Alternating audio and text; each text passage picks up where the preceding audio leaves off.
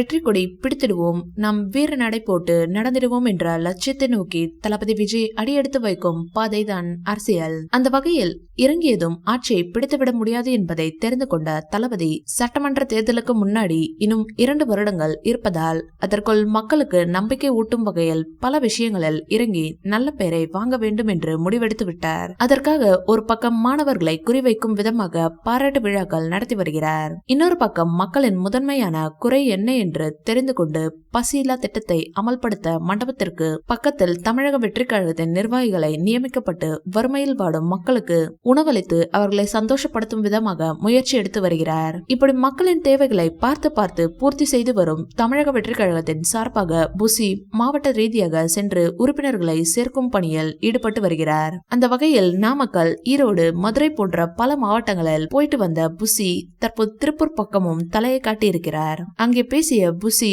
கட்சியில் சேர வேண்டும் என்றால் சில கட்டளைகள் இருக்கிறது என்று கூறி வெறும் பேருக்காகவும் புகழுக்காகவும் யார் வந்தாலும் ஏற்றுக்கொள்ளப்படாது.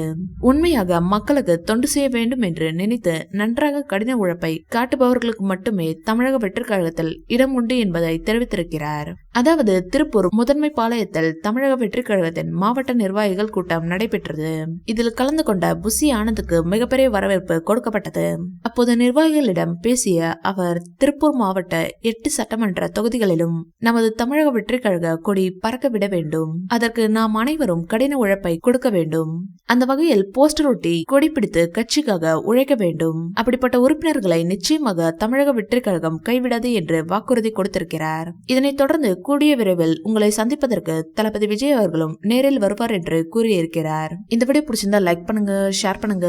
மேலும் ரஜினி சார் பற்றிய தகவல்களுக்கு எங்க சேனலை சப்ஸ்கிரைப் பண்ணுங்க.